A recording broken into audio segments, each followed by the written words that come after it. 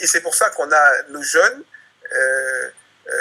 à 30 ans et même après, encore aujourd'hui, qui ne connaissent pas Cheikh Anta Diop. C'est parce que nous n'arrivons pas à nous les informer, les former. C'est encore les autres qui les forment. C'est l'Orient et l'Occident. C'est pas nous qui les formons encore parce qu'on perd la guerre. On n'est pas bon. Il faut qu'on devienne bon. Ok. Bonjour à toutes et à tous et bienvenue au Goûter Panafricain épisode 18. Alors on est très heureux de vous retrouver pour ce nouvel épisode où on va parler de nouveau d'éducation et aujourd'hui on a un invité de marque, Kam Kama, qui crée des ouvrages pour les enfants. Enfin, il va nous expliquer tout ça. Alors Kam Kama, comment tu vas? Je vais très très bien. Alors c'est ta première au Goûter Panafricain, donc merci à toi d'être venu. Et on va te poser des questions par la suite sur tes ouvrages. En tout cas, merci à toi d'être là. En haut à gauche, on a Hachensout. Comment tu vas, Hachensout? Oui, bonjour Thomas, bonjour Aton, et puis surtout bonjour Kama Saba. Bonjour, merci d'être avec nous, c'est une première, merci. Et en haut à droite, on a Aton. Comment tu vas, Aton? C'est Otep à tous déjà. Donc on va souhaiter la pensée du jour pour que ces choses se passent au mieux pour notre prière du jour. Pensée juste, action juste et parole juste. Et on va essayer d'être au plus près de l'action avec notre invité que je salue bien bas. Très très bien. Alors voilà, notre invité aujourd'hui, c'est Kam Kama Saba. Est-ce que tu pourrais te présenter Kam Kama pour les personnes qui ne connaissent pas, les abonnés, les auditeurs de Goûter Panafricain? Oui, avec plaisir. Et plaisir aussi d'être aujourd'hui avec vous, le Goûter Panafricain. Je suis Kam Kama Saba Makeda Makonda. J'aime bien me présenter en disant que je suis un Muntu de Guyane. Alors, est-ce que tu peux préciser quand tu dis ça? Oui, Muntu, c'est un mot congolais, alors précisément dans la langue Kikongo, qui signifie tout simplement une personne, terme qu'on retrouve aussi dans l'Égyptien ancien. Il y avait un pharaon qui s'appelait Muntu Hotep, qu'on peut traduire comme je suis la paix. Donc le mot Muntu, c'est une personne, c'est ce qu'on est. Et donc, je me présente ainsi, c'est la présentation que je fais en quatrième de couverture de tous mes livres, un Muntu de Guyane, pour qui le sens de la vie est de se mettre au service de nos tout petits qui sont plus que la prunelle de nos yeux. Ils sont les êtres qui sont pour nous les plus chers au monde. Voilà comment j'aime bien me présenter. Ok, très très bien. Est-ce que tu peux nous expliquer comment... donc, tu as dit que tu étais originaire de Guyane, mais oui. on sent que tu as un esprit qui va plus loin que la Guyane, qui est panafricain. Est-ce que tu t'intéresses au panafricanisme? Comment tu en es arrivé là, même à te désigner comme Muntu? Oui. Toute la genèse un peu. Pour qu'on comprenne bien, je dirais un peu mieux, je dis aussi que je suis un des héritiers de la pensée de Cheikh Anta Diop. Oh. Et, oui, voilà, c'est qu'on appelle Kamit, le terme, je dirais, courant. Et c'est donc par les travaux de Cheikh Anta Diop que j'arrive, on va dire, à l'univers panafricain. Mais je dois confesser que c'était pas facile d'arriver dans les premiers temps parce que le terme Bunti que nous connaissons tous, j'en étais un, on va dire un. Alors, tu as dit le terme Bunti? Oui, Bunti. C'est-à-dire que le Bunti, comme on dit, est péjoratif, le noir qui est blanc à l'intérieur, c'est ça? Oui, c'est ce que j'étais 30 ans en arrière, avant de devenir un héritier, un continuateur de la pensée de Cheikh Anta Diop. C'est-à-dire c'est en le découvrant que tu as changé? Alors, oui, mais je dirais, le changement ne s'est pas fait instantanément. Il m'a fallu, on va dire 2 ans, même si ce n'est pas de manière continue. Mais une première fois, en 1986, j'ai mon grand frère plus âgé que moi de 2 ans qui me dit, il m'appelle au téléphone un soir d'avril 1986. Alors, avril 86, c'est 2 mois après le décès du Cheikh Anta Diop.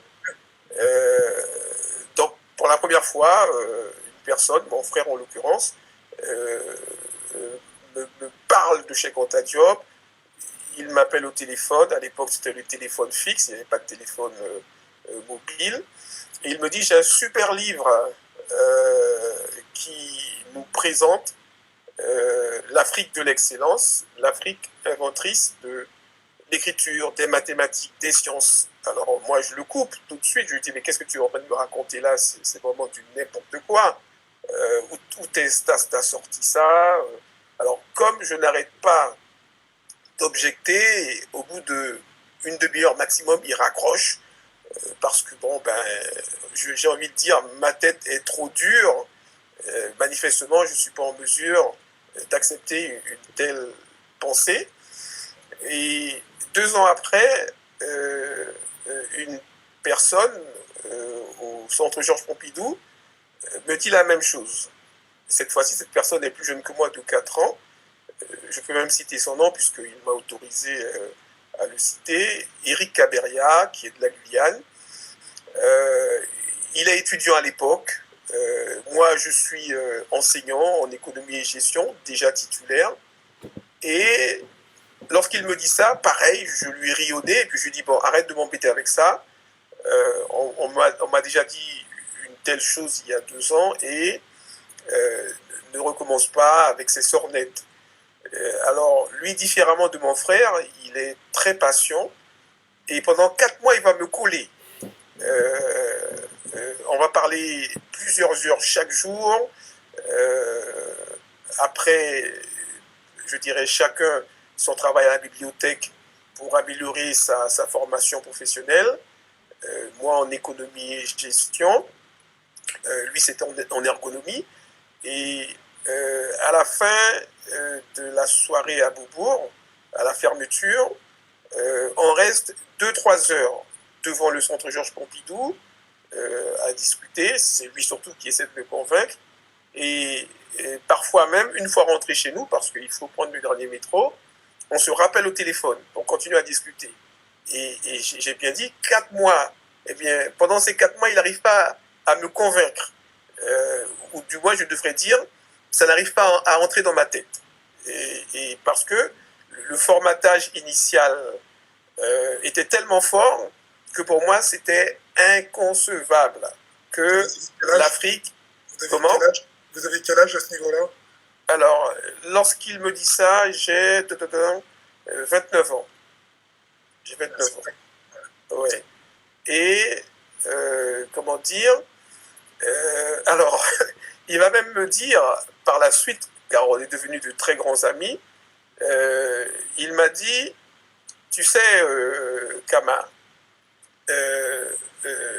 j'étais, comment dire, sur le point d'abandonner, parce que souvent, lorsque je rentrais chez moi après mes discussions avec toi, j'avais mal à la tête, tellement c'était difficile de te convaincre. Et donc on a rigolé. Et alors comment il arrive quand même à m'amener dans l'univers du Cheikh Anta Diop? On va dire les ancêtres vont l'inspirer et de là il va me dire, bon, tu me crois pas, j'ai beau t'expliquer en long en large. Cheikh Anta Diop, il a écrit plusieurs ouvrages. Eh bien, il faut que tu utilises ces ouvrages. Et je dirais, dans sa générosité, il m'achète Nation d'agriculture et il me l'offre. Il me dit, tu le lis. De là, voilà, Nation d'agriculture, on va dire en personne. Et alors, l'envie de lire pour voir tout ce qu'il m'a dit est très forte.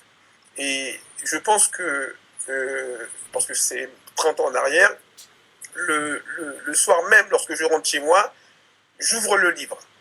Et je débute donc par l'introduction, je lis, et je dirais quelque chose d'inexplicable.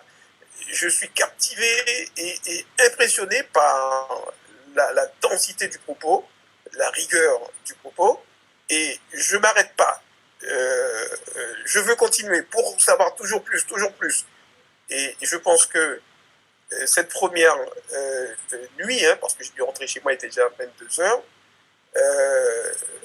eh bien, comment dire, je suis pratiquement, je dirais, acquis, convaincu, et je ne m'arrête pas. Les jours suivants, je n'ai qu'une envie, c'est d'aller jusqu'au bout du livre et de découvrir les suivants. Afrique noire précoloniale, unité culturelle de l'Afrique noire, etc. Et comment dire, je dirais, je deviens définitivement, on va dire, convaincu lorsque, toujours lui, il me dit, mais tu sais que Cheikh Anta Diop, il a demandé à l'UNESCO d'organiser une rencontre entre lui et tous ceux qui contestent sa thèse d'une Égypte pharaonique négro-africaine. Et ça s'est passé au Caire en 1974. Et il y a un compte-rendu. Et il m'a pris par la main, en quelque sorte. Il m'a emmené à la librairie de l'UNESCO à Paris, cette place de Fontenoy, c'est le siège social d'ailleurs. Et de là, je crois que c'est lui encore qui a dû m'offrir le compte-rendu du colloque du Caire.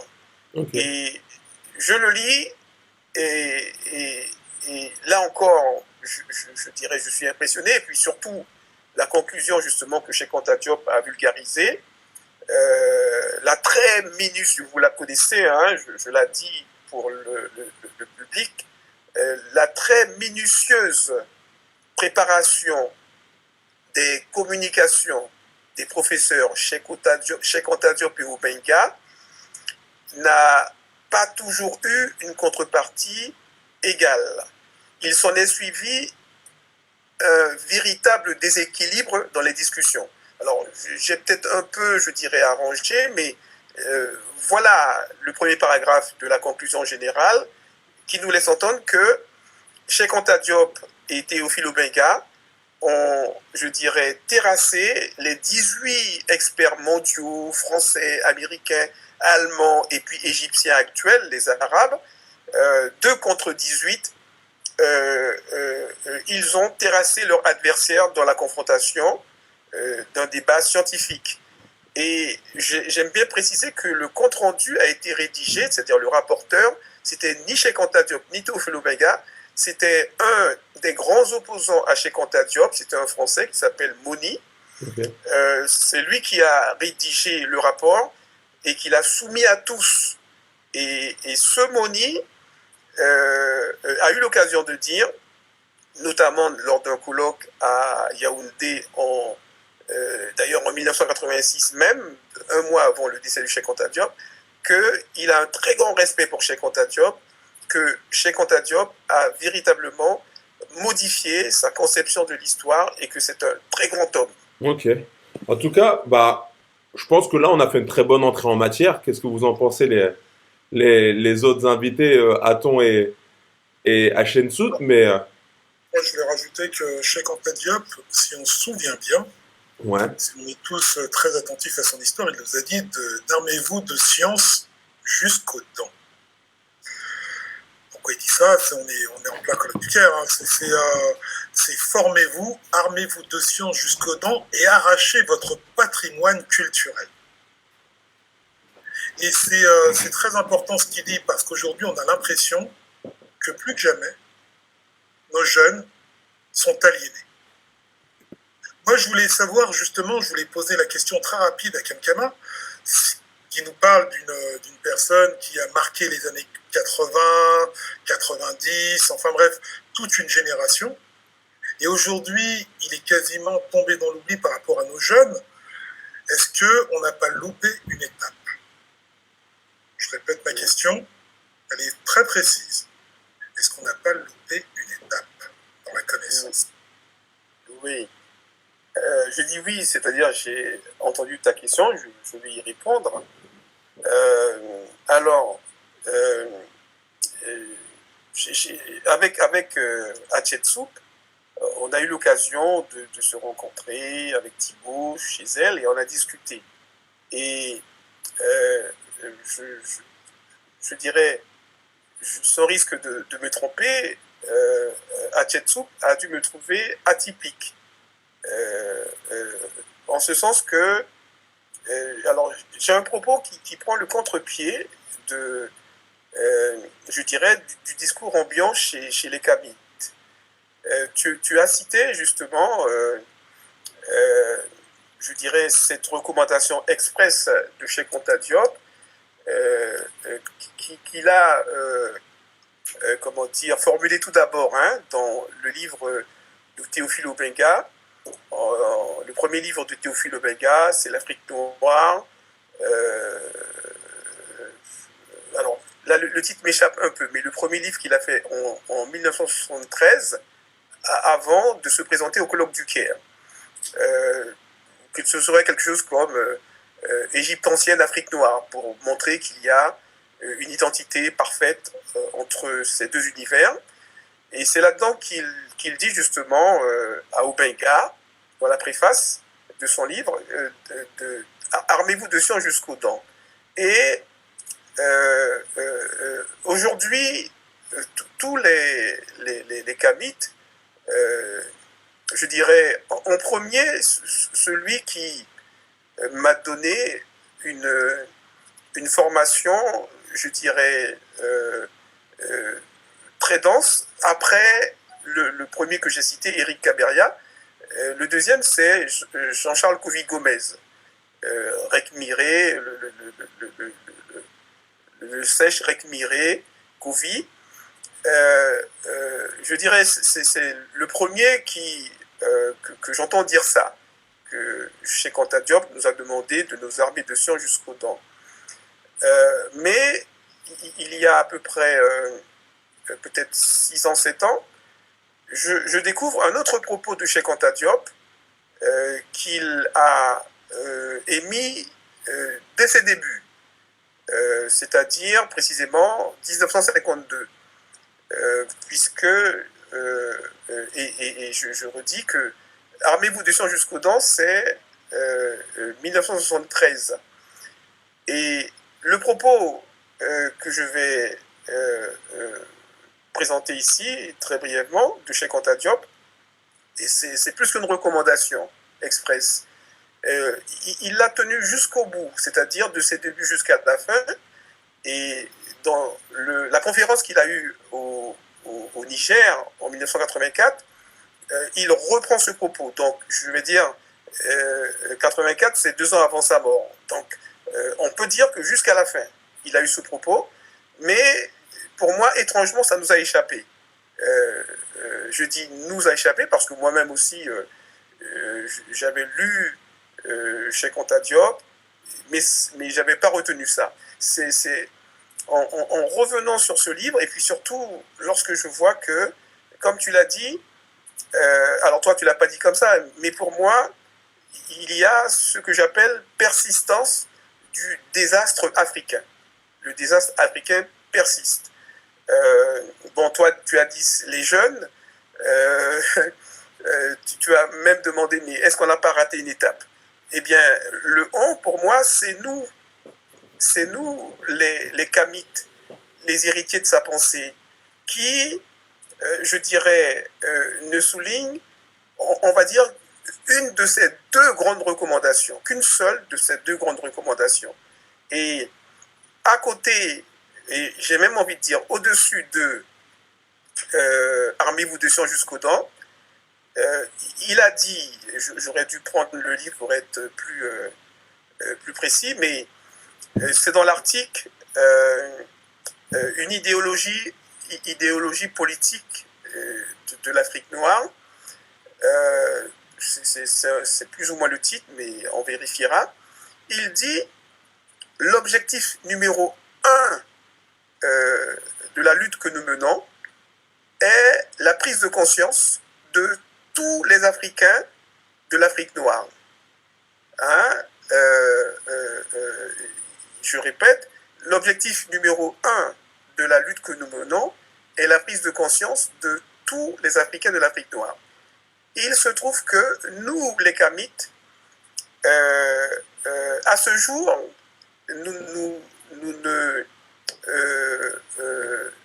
ne nous employons pas à conscientiser tous les Africains de l'Afrique noire. Nous nous employons à surtout conscientiser les élites, j'ai envie de dire, universitaires. Je dis ça parce que notre production d'ouvrages, c'est surtout pour une élite universitaire. Autrement dit, pour ce qu'on appelle les masses africaines, il n'y a pratiquement rien du tout. Et au cœur de ces masses, les enfants, c'est je dirais, pratiquement zéro production d'information pour eux. Je m'appuie sur les livres, qui est, je dirais, le support, le véhicule peut-être le plus efficace de la diffusion de l'information. Eh bien, si on va par exemple à la librairie Taméry, mais on pourrait aussi dire chez Présence africaine, la librairie de Présence africaine, eh bien, oui, la librairie Taméry, eh bien, le rayon enfant représente, alors aujourd'hui, comme il s'est quand même enrichi,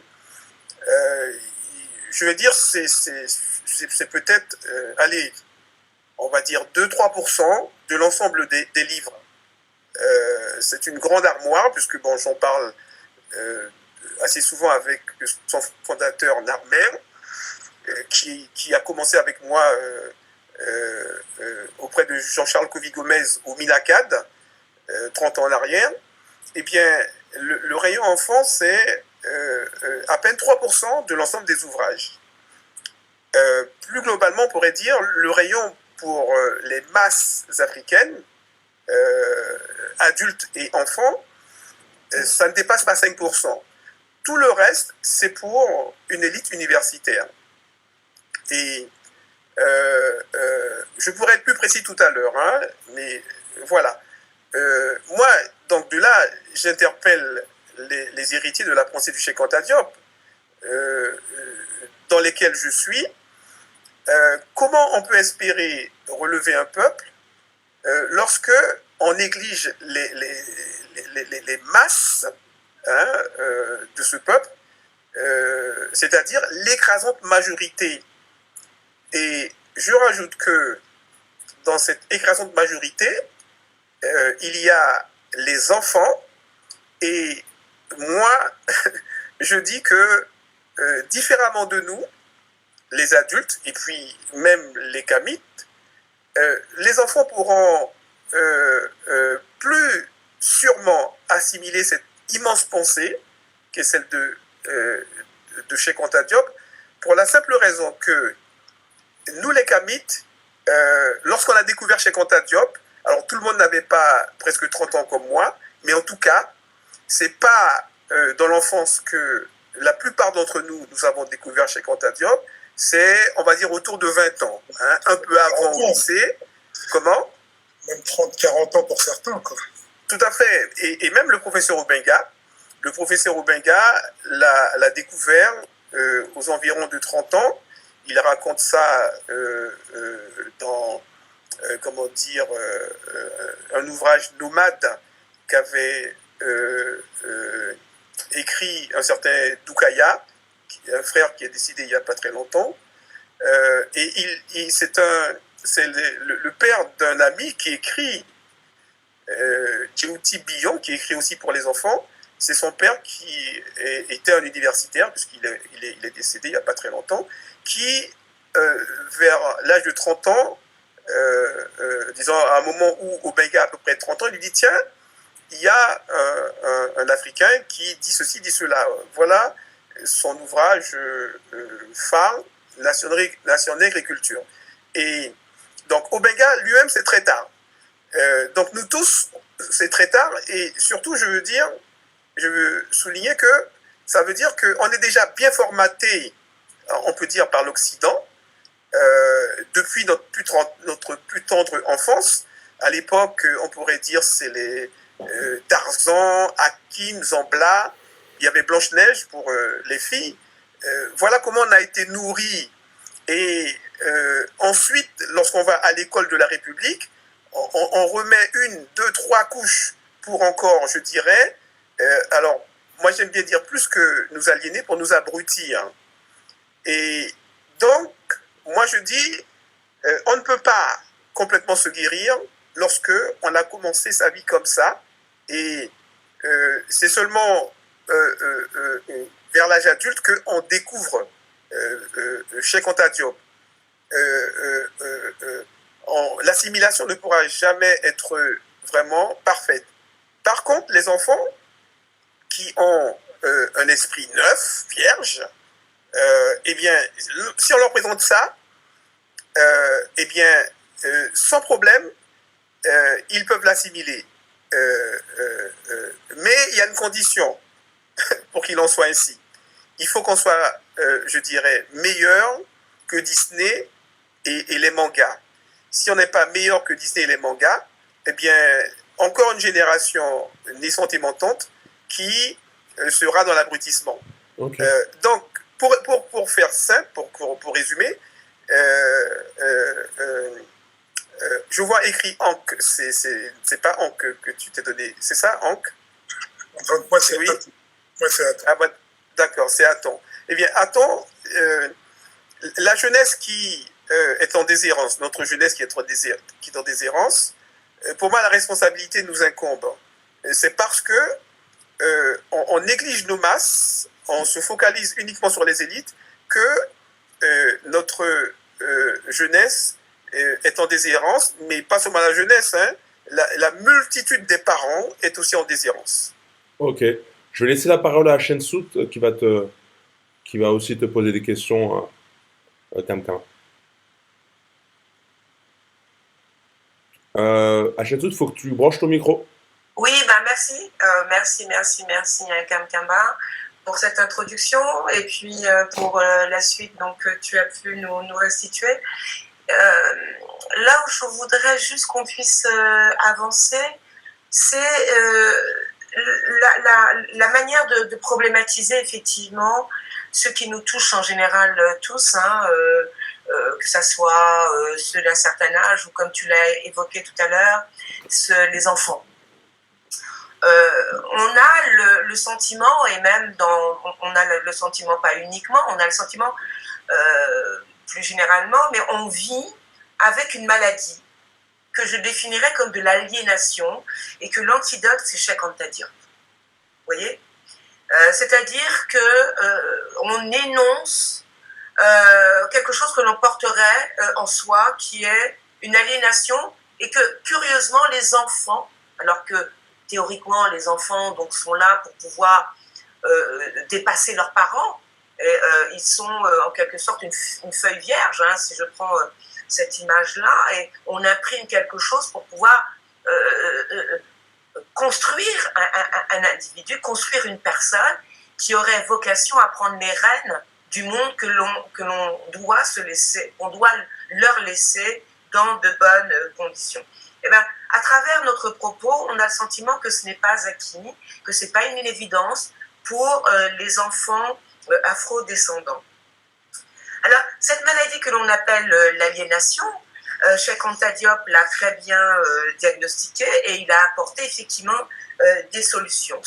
D'autre part, Kamkaba, tu as cité des personnes hein, qui seraient tributaires donc d'un savoir, excusez-moi, ce sont les élites. Alors, les élites sont les représentants emblématiques de l'efficacité d'un système scolaire. Et s'ils sont effectivement représentants de la réussite d'un type d'enseignement, d'un type de formatage, comme on l'a dit tout à l'heure, s'oppose après coup, comme tu l'as dit aussi, de la production par nos élites d'un savoir qui serait uniquement en leur direction et qui aurait vocation à tourner en rond, en quelque sorte. Alors la question que l'on est en droit de se poser, c'est que lorsque Cheikh Anta Diop diagnostique notre maladie, en quelque sorte, et qu'il y apporte un médicament, il apporte donc des solutions, et comme vient de le dire Aton, c'est de s'armer de savoir jusqu'aux dents, mais la question fondamentale, c'est du comment rendre ce savoir produit par une certaine élite pour une certaine élite à un niveau que l'on pourrait dire vulgarisable aux enfants, aux adultes. Kama, tu prends le parti de dire je prends à bras le corps justement ce problème en construisant des instruments. Et les instruments que tu as produits sont, et ça mérite effectivement que tu nous transmettes ou que tu nous communiques s'ils sont suffisamment efficaces. La question que je suis en droit de me poser, c'est est-ce que tes instruments sont partie prenante d'une certaine didactique. Qu'est-ce que la didactique? La didactique, c'est de rendre accessible au plus grand nombre un savoir savant. C'est-à-dire qu'il y a des chercheurs qui sont spécialisés dans la didactique et qui ont vocation à rendre accessible par le biais donc, de production de manuels le savoir savant. Alors, donc ça c'est la première question, donc savoir si toi tu as dans la production donc, de tes ouvrages analysé comment rendre accessible donc, ce savoir savant pour échapper en quelque sorte à ce mal qui nous gagne, hein, qui est d'abord l'aliénation et puis surtout éviter que ça soit un ronronnement, c'est-à-dire l'élite parle à l'élite et l'élite renvoie à l'élite. Je terminerai par ce que dit dans son avant-propos Cheikh Anta Diop dans l'ouvrage 1 de Nation Nègre et Culture que j'ai pris rapidement dans ma bibliothèque. Vous me permettez donc de lire, page 27, tandis que l'Européen peut remonter le cours de son histoire jusqu'à l'Antiquité gréco-latine et les steppes eurasiatiques, l'Africain qui, à travers les ouvrages occidentaux, essaye de remonter dans son passé historique, s'arrête à la fondation de Ghana. Au-delà, ces ouvrages lui enseignent que c'est la nuit noire. Que faisaient ses ancêtres sur le continent depuis la préhistoire? Comment se fait-il qu'ils aient tant attendu pour surgir de l'ombre avec une organisation sociale perfectionnée? Ont-ils toujours habité l'Afrique ou venaient-ils d'ailleurs? Voilà, Cheikh Anta Diop a eu le mérite de problématiser l'entrée dans le temps et dans l'espace de l'Africain. Voilà. Donc, Kama, ma question, c'est justement, comme je viens de l'énoncer, tu as pris donc la décision de rentrer dans la bataille, et cette bataille nécessite des armes, une réflexion, pour justement que la question de l'aliénation puisse être abordée au plus jeune âge. Est-ce que les ouvrages sont pensés de manière globale pour un type de public avec des outils, des éléments de langage, des données historiques, voilà, qui puissent permettre à l'enfant de pousser. Donc tout le terme de éducation d'élevée. Exactement, tout à fait, Hatshepsut. Ma gamme de livres, et je devrais dire plus largement d'ouvrages, car au livre, je viens d'ajouter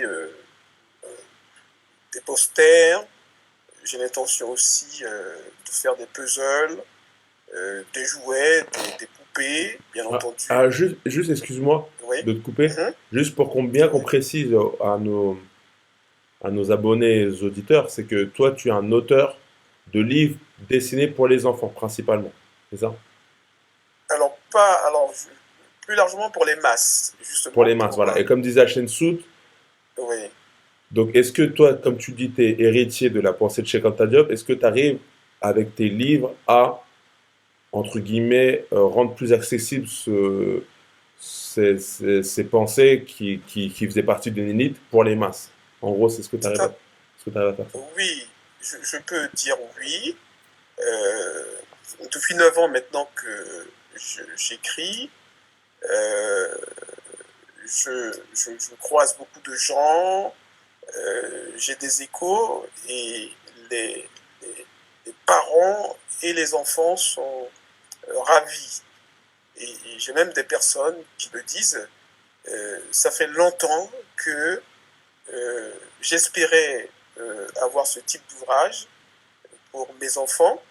Par exemple, j'ai croisé une fois une famille, père, mère et les 2 enfants, et la mère que je croise la première, parce que le mari était un peu en retrait, elle me dit, mais ça fait des années et des années que j'attendais de tomber sur ce type de livre.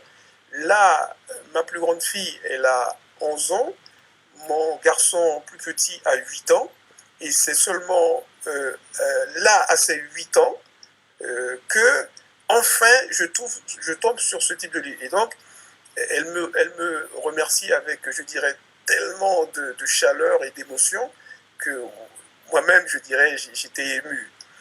Et ça s'est arrivé plus d'une fois, parce que il y a une frange je dirais, d'Africains, tout en étant anonymes, mais qui ont saisi l'essentiel.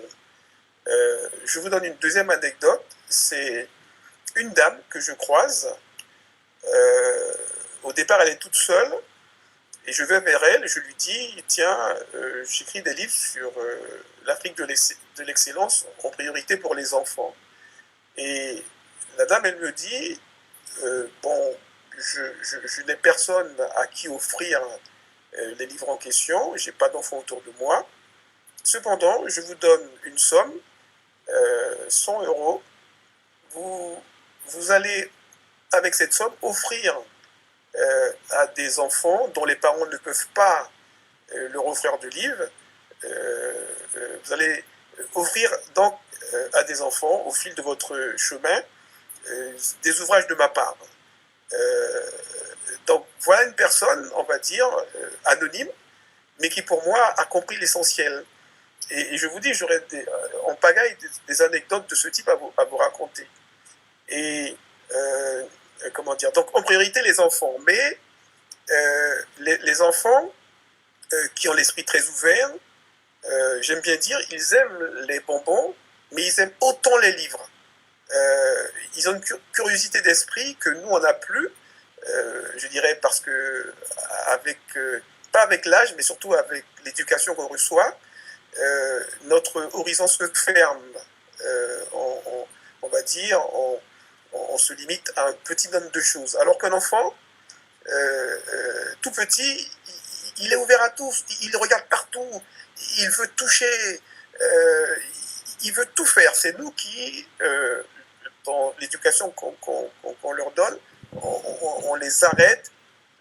Souvent, on va dire parce que là, c'est dangereux, mais pas seulement parce que c'est dangereux, c'est parce que pour nous, cette voie-là n'est pas bonne. J'ai envie de dire, par exemple, l'enfant, euh, il pourrait s'intéresser au vaudou, car il s'intéresse à tout, mais nos parents, très souvent, ils vont dire, non, tu iras dans le christianisme, ou tu iras dans l'islam. Donc, tout ça, ça participe de l'éducation. C'est pas seulement, comment dire, ne va pas là parce que c'est dangereux, ne touche pas à ça parce que c'est chaud ou ça va couper, mais c'est aussi une orientation religieuse, spirituelle qu'on va leur donner, où ils vont, je dirais, au fil du temps, restreindre leur curiosité, hein, comme ça s'est passé pour nous. Hein.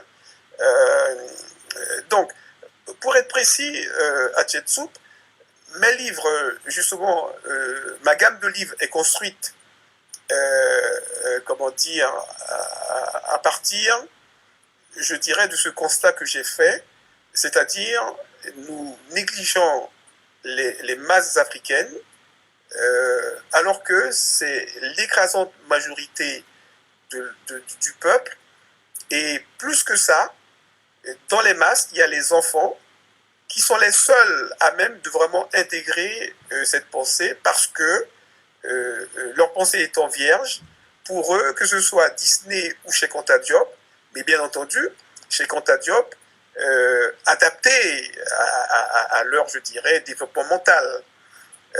Parce que certains, lorsque je vais leur dire, tiens, je présente Cheikh Anta Diop aux enfants, ils vont me dire, mais monsieur, c'est insensé ce que vous dites. On ne va pas, comment dire, donner nation, nègre et culture à un enfant. Je lui dis, mais bien entendu, regardez par vous-même, j'ai adapté mon propos de la même manière que moi j'ai envie de dire, les Occidentaux adaptent la Grèce antique où toute l'épopée monarchique française et occidentale pour les enfants, et ça donne la Reine des Neiges, notamment, où on peut voir dans le décor, parce que nous, peut-être ça nous échappe, mais les enfants captent tout ça. Et c'est ça même qui va les ravir. Ils vont voir les grands châteaux, ils vont voir les grandes robes, les belles robes de princesses, de reines. Et puis, ceux qu'on nous a appris à adorer, peut-être plus les hommes que les femmes, c'est les cheveux blonds, longs, comment dire, lisses, les yeux bleus. Si,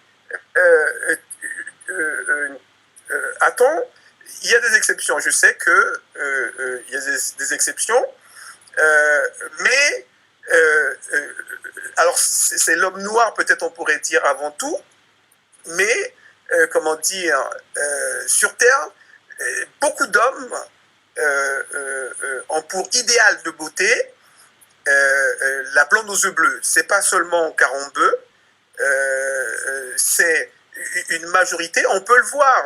Regarde lorsque je dirais, nos stars du sport notamment ont réussi, mais pas seulement en sport, eh bien, ils ont qui à leurs bras? Ils ont une blanche et s'ils peuvent, une blonde aux yeux bleus. Hein? Alors, tout à l'heure avec Thomas, justement, on parlait justement de ça. Et c'est vrai qu'on avait une petite réunion tout à l'heure et on parlait notamment un grand footballeur qui s'appelle Lilian Thuram et on discutait de ce thème. Mais bon, vas-y. Oui, non, mais c'était donc pour dire que donc, ma gamme de livres est conforme à, je dirais, ce constat, triste constat que j'ai fait, c'est-à-dire nous négligeons les masses alors que, je dirais, la renaissance africaine, le redressement de l'Afrique, ne peut pas se faire sans elle, et c'est, je dirais, par elle surtout, les masses, que l'Afrique peut se relever. Moi je dis, nous, les élites, on est des éclaireurs, on est des guides, et surtout lorsqu'on est, comment dire, pour moi, élite panafricaine, je considère que les panafricains, ce sont ceux qui ont l'amour de l'Afrique avant l'amour de leur personne ou de leur clan. Eh bien, cet amour-là, je dirais, nous rend légitimes dans, comment dire, l'élévation du peuple, car ce que nous voulons, c'est un peuple, comme le dit Cheikh Anta Diop, qui a une parfaite prise de conscience, je dirais, de son monde. On comprend, je dirais, les enjeux, et de là, les choix que l'on fait, les décisions que l'on prend, doivent, de manière certaine, nous amener à remettre l'Afrique debout, à nous remettre debout, à retrouver notre dignité. Ouais, on est entièrement d'accord avec ce que tu dis. Par contre, on voit tous, nous, le problème d'où ça vient. Comment réunir des peuples où 50% sont musulmans, 50% sont chrétiens, et éventuellement une toute petite partie, parce que j'ai dit 50%, ça fait l'escalier de 100%. Donc la seule petite partie qui est timide et qui est, lui, éveillé. Ça nous remet en cause tout notre paradigme. De plus, il y en a très peu. On voit dans nos relations ou dans notre communauté, chacun est très communautaire. Si je dis aujourd'hui « levez-vous tous les Maliens », on va se reconnaître. Si on dit « relevez-vous tous les Guyanais », ils vont se reconnaître. Si je veux dire « relevez-vous tous les Ivoiriens », ils vont se reconnaître. On n'a pas compris qu'on était ensemble. Il nous manque cette unité. Et cette unité, je pense que tout à l'heure, ma question n'était pas si innocente que ça, ce qui a mis un long monologue, mais je pensais que c'était l'unité globale du panafricanisme et du kémitisme qui allait être au centre de l'affaire. Mais aujourd'hui, on s'aperçoit que l'ignorance est la tare de toute divinité chez nous, dans notre communauté. Et je suis très triste de voir ça, puisque aujourd'hui, on l'a dit, hein, on a des jeunes qui ont 30 ans, 40 ans et qui découvrent aujourd'hui le panafricanisme, ce qui n'est pas normal. Toute communauté normale est censée, et on l'a vu dans nos anciens podcasts, notre ancien podcast qui est juste derrière, c'était l'école panafricaine. Aujourd'hui, on voit bien que les seules communautés qui n'ont pas d'école panafricaine, c'est la nôtre. Oui. Est-ce qu'il ne nous faudrait pas commencer par ça? Oui. Mais, comment dire, si tu veux, j'insiste sur le fait que si il en est ainsi, tu as dit, à 30 ans, il découvre. Mais il faut être plus précis. Quel est le pourcentage de ceux qui découvrent à 30 ans? Il est très faible. Ça veut dire que le pourcentage de ceux qui ne découvrent pas, non seulement à 30 ans, à 40 ans, à 50 ans, à 100 ans, est beaucoup plus important. Mais je dirais, c'est parce que, je le redis, c'est parce que nous nous focalisons sur l'élite. On ne produit pas d'informations pour les masses. Tu as rappelé, je dirais, pour moi, c'est la phrase fondamentale, c'est l'idée fondamentale. Moi, je dis qui explique l'univers. Qui explique l'univers, c'est le grand frère, le doyen Doumi Fakoli, qui a attiré mon attention sur cette phrase qui m'échappait il y a encore même pas 5 ans. Hein.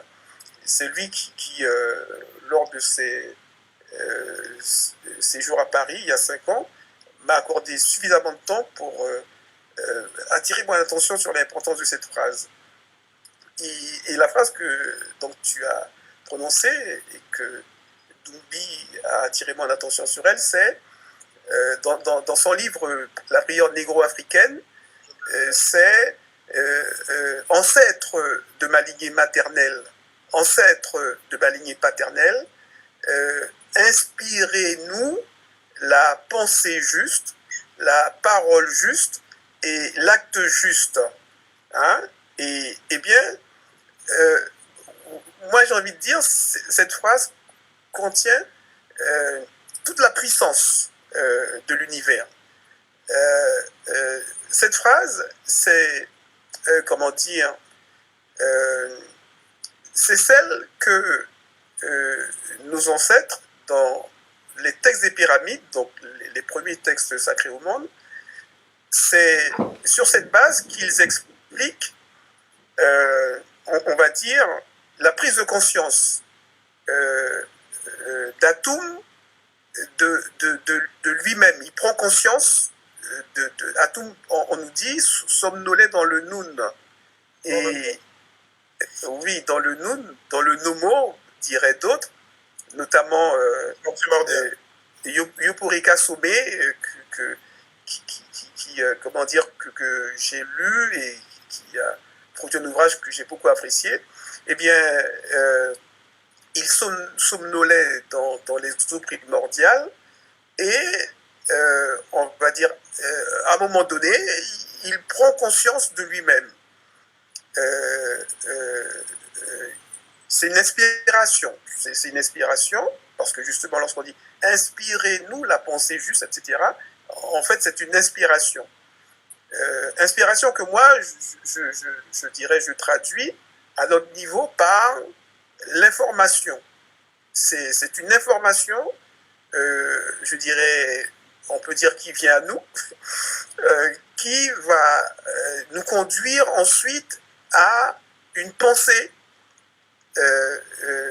Et cette pensée, en fait, c'est la prise de conscience de son potentiel, ses capacités infinies, ou à tout le moins énormes. On prend conscience de son énorme capacité de faire, de créer, de réaliser. Hein? C'est pour ça que chez Anta Diop, il dit, notamment dans l'introduction de Civilisation ou barbarie, à la fin, ce que nous voulons, mais il le dit aussi hein,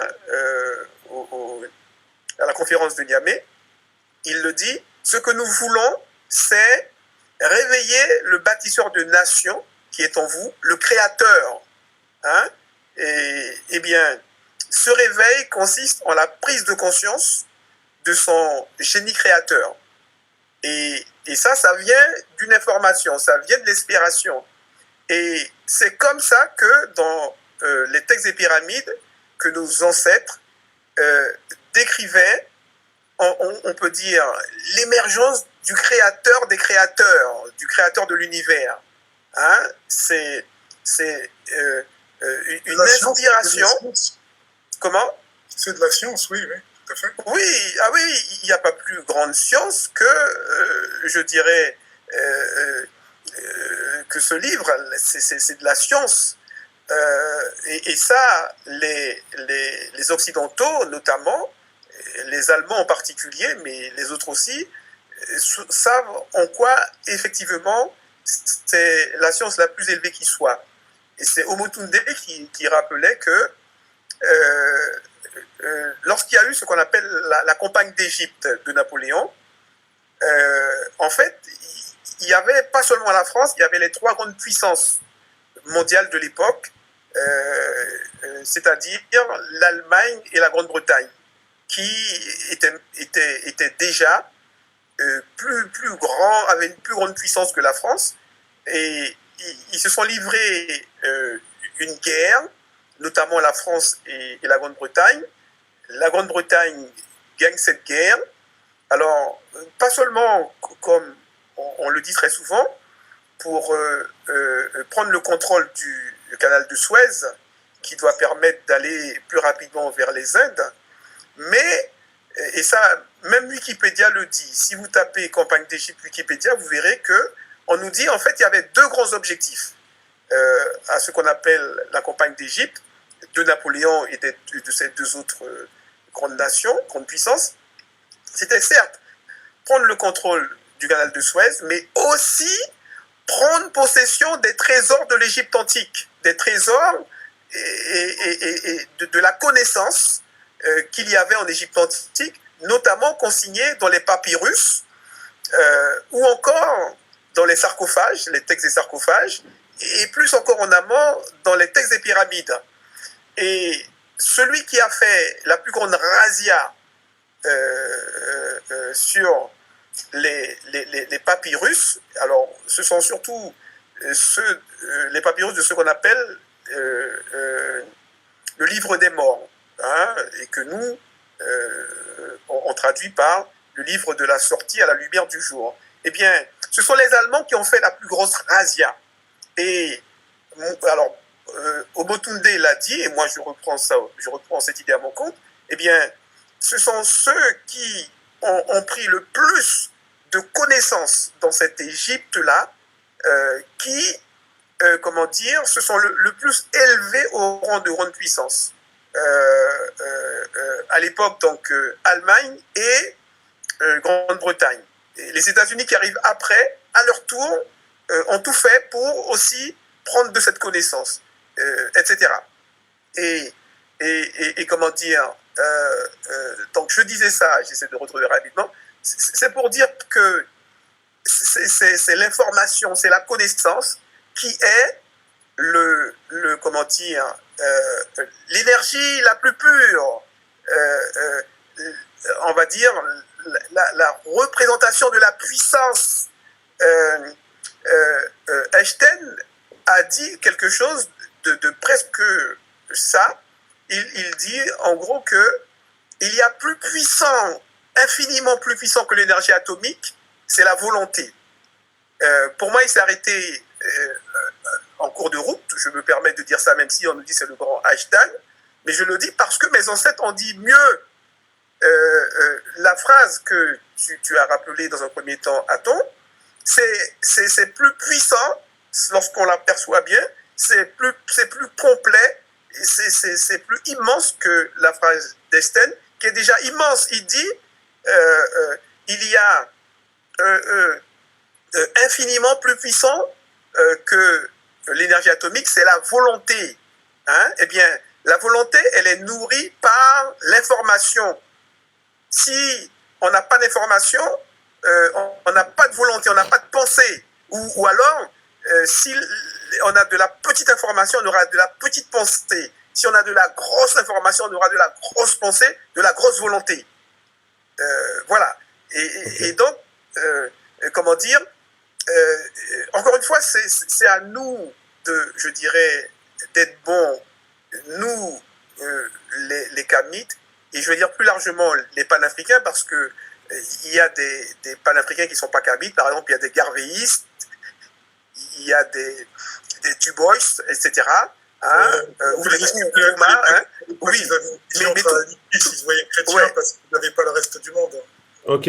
Tout cela, ils ont un amour de l'Afrique. Et donc, c'est pour dire que, c'est là que je veux insister, c'est à nous je dirais, de bien bosser. On ne bosse pas bien parce qu'on néglige les masses. Et, comment dire, en fait, on perd la guerre des guerres, j'aime bien l'appeler comme ça, la guerre de l'information et de la connaissance. Et donc, eh bien, oui, armons-nous de science jusqu'aux dents pour arriver à gagner cette guerre enfin, parce que pour l'instant on la perd, et c'est pour ça qu'on a nos jeunes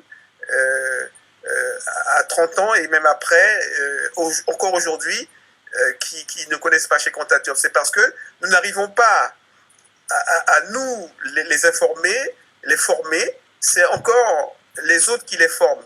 C'est l'Orient et l'Occident, c'est pas nous qui les formons encore, parce qu'on perd la guerre, on n'est pas bon. Il faut qu'on devienne bon. Ok, alors juste, Hachensout, si tu as une dernière question, pose-la.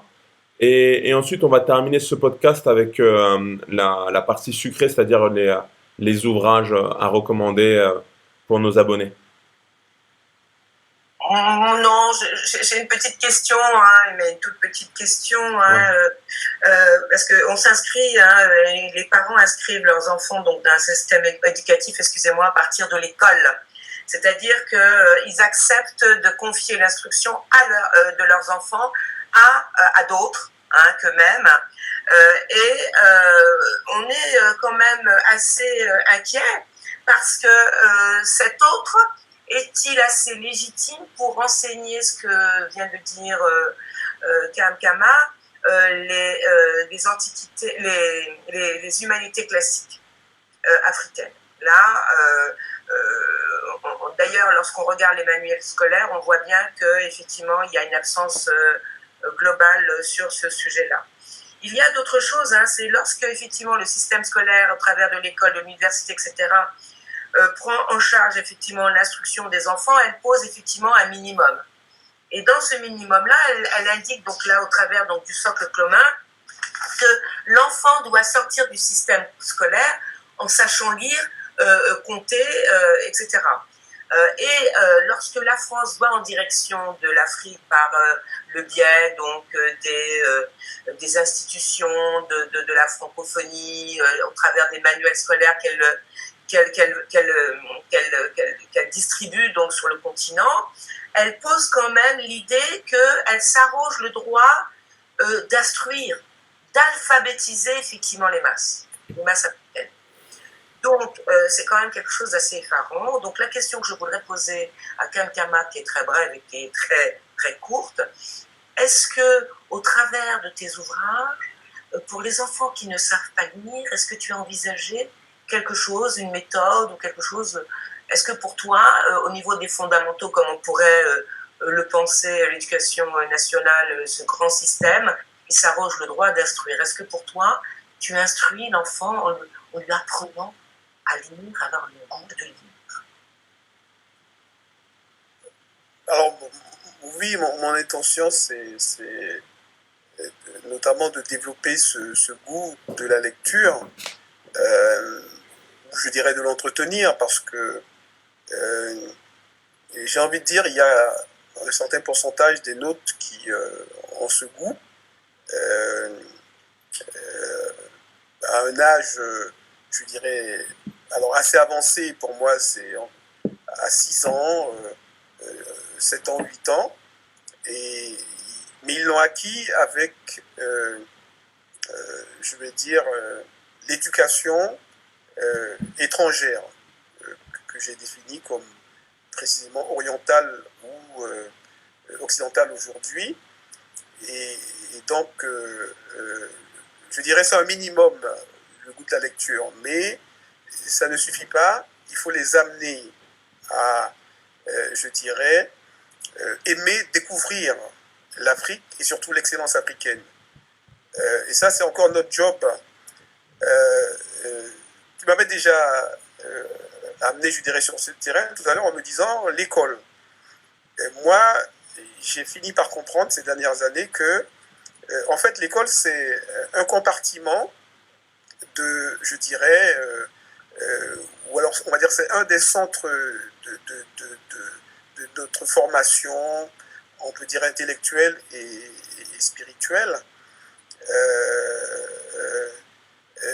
Et en fait, cette formation, elle commence bien avant l'école, dès la première tétée. Notre éducation commence, hein, éducation au sens large. Et la famille, les médias déjà, hein, aujourd'hui, commencent déjà à nous former, à nous formater. Donc, il ne faut pas qu'on se focalise uniquement sur l'école. Il faut voir plus large. Il y a plusieurs pôles, on pourrait dire, de formation, d'éducation ou de formatage. Comment dire, plus que ça, je dirais, moi, je dirais, j'écris, certes pour que nos petites têtes noires, par opposition à l'expression que vous connaissez, la petite tête blonde, nos petites têtes noires, comment dire,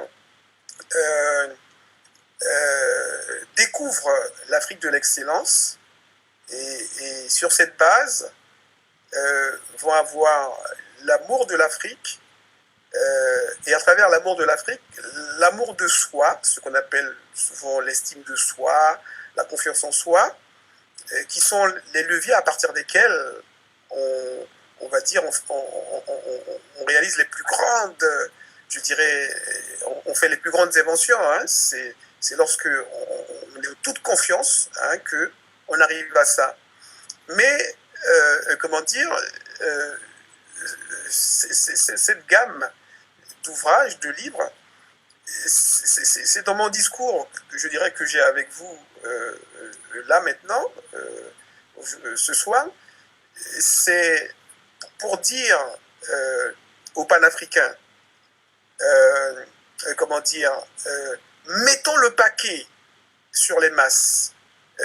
Et moi, ma gamme est là. Regardez comment je dirais, je vous invite à faire ça ensemble, avec moi entre autres, mais comment dire, j'ai envie de dire avec Djewouti Billon, avec Jalissa Sekhmet, avec Omotunde aussi, avec Juliette Esmeralda, et bon, ma petite sœur Grandeur Noire, Safia, hein, avec ce petit noyau-là. Mettons-nous tous au minimum notre grosse pointure, Obenga, Gomez, comment dire, Bilolo, Bokbassong, eh bien, au moins, dites-le à chaque occasion qu'il faut, comment dire, submerger nos masses d'informations. Donc moi, c'est ça, en fait, ce à quoi je veux arriver. Et mes livres sont je dirais, un exemple de ce qu'on doit faire impérativement. Et ça, moi, je redis, je ne le dis pas parce que je l'ai trouvé moi-même. Pour moi, c'est dans Diop que c'est formulé, ça, cette incitation. Et je redis, lorsque Diop, il dit l'objectif numéro 1 de la lutte que nous menons, c'est la prise de conscience de tous les Africains de l'Afrique noire. C'est dans l'article, le titre m'est revenu, une idéologie africaine. Un article de 1952 qui se trouve dans le livre posthume, à titre posthume que sa famille a fait, et qui est intitulé « Alerte sur les tropiques ». Là, il y a les premiers articles, ces premiers écrits, et c'est même pas premier article, c'est les premiers écrits de Cheikh Anta Diop. Nation d'agriculture n'est pas le premier écrit. C'est le premier livre, mais c'est pas le premier écrit. Et donc, c'est sa thèse. Voilà, oui, sa première thèse. Et donc, je redis, ce que je veux, c'est que tous on mette le paquet sur, comment dire, les masses. Maintenant que il y a une information consistante, et même pour moi, depuis Diop et Obenga, l'information consistante avait déjà été élaborée pour l'élite. Eh bien, maintenant, la priorité, c'est les masses. Et donc, au-delà de mes livres, je dis, ce que je veux, c'est qu'on mette ensemble le paquet sur les masses pour enfin arriver à relever l'Afrique. Ok. Donc, oui. Ok, bah en tout cas, je rebondis sur ça parce que tu as parlé de tes livres. Et bah, ça serait bien de conclure le podcast avec la note sucrée, le dessert et donc la présentation de tes livres, tes ouvrages, comme tu as dit, comme ça ça va forcément intéresser nos abonnés et pourquoi pas aussi les plus jeunes. Donc, vu que c'est destiné aux masses, ça serait bien que tu nous présentes tes ouvrages et ensuite, Aton et Hachensout, si vous avez aussi des ouvrages à partager pour terminer ce podcast. Oui, juste avant, je veux dire que tout ce que je dis là, pour moi, c'est par inspiration des ancêtres. Je n'ai pas une intelligence supérieure, je dirais, aux autres Kamites, et je dirais, pour moi, surtout à Obenga, par exemple, Obenga, ce qu'il fait, c'est énorme, énorme, et moi, je ne suis pas en mesure de produire ce type d'information. Il se trouve que, comment dire, par, on va dire, un chemin hasardeux, même si dans le livre, dans les textes des pyramides, dès l'origine, il est écrit que le hasard n'existe pas. Mais j'ai envie de le dire comme ça pour que, je dirais, on se comprenne. Moi-même, je n'ai pas compris ce que je vous dis. C'est, on va dire, dans des échanges avec notamment un frère qui a relu mon premier livre, qui est, si je peux le montrer là, ouais. C'est celui-ci, Cheikh Anta le Pharaon. C'est mon premier livre. Eh bien, le frère qui me relit, c'est lui qui va attirer mon attention qu'il y a on va dire, une incohérence dans mon bouquin. Il me dit, c'est bien ce que tu as fait, mais il y a une incohérence. Et donc moi-même, je n'ai pas relevé d'incohérence. C'est lui qui va me pointer du doigt l'incohérence et je ne percute pas. Mais rentrer chez moi, une idée me vient, comme ça me tombe dessus, mais il faut écrire pour les enfants. C'est ça qu'il nous faut en priorité. Hein? Donc, je dis, je n'ai pas de mérite particulier et en fait, c'est le travail des ancêtres. Pour terminer avec, je dirais, l'autoflagellation que je fais de nous, les Kamites, je vais dire, mon cerveau était trop abîmé pour que j'arrive à cette compréhension profonde, et c'est les ancêtres qui vont, à travers ce frère qui m'a relu, et puis, comment dire, cette inspiration ensuite qui va suivre, qui me permet de comprendre ça. Hein? Donc moi je dis, je veux rester humble parce que de moi-même, j'ai pas compris ça. Alors, mes livres, j'ai montré le premier, c'est donc celui-ci, Chez Conta le Pharaon, qui est destiné aux 10 à 15 ans. Au départ, je voulais le faire pour les plus jeunes, dès 6 ans, mais comme c'était mon premier, je dirais, mon premier livre, ma première confrontation avec l'écriture d'un livre, eh bien, j'ai raté ma cible. C'est pourquoi j'ai fait un an après un deuxième, plus léger, en dégraissant le premier et qui va donner Chez Conta D, point, pour les 3 à 9 ans. Entre-temps, j'ai sorti des bouquins pour adultes. Celui que je veux montrer, mais adulte grand public, c'est pour les masses. Car, je dis, on a suffisamment fait pour l'élite, et donc maintenant c'est les masses. Et c'est cet hommage rendu à la femme africaine. Donc ce livre s'appelle Hommage tout simplement. Hommage, oui, Okay. Mais on comprend qu'il s'agit de la femme africaine puisque le dessin nous montre une femme africaine et puis à la carte de l'Afrique.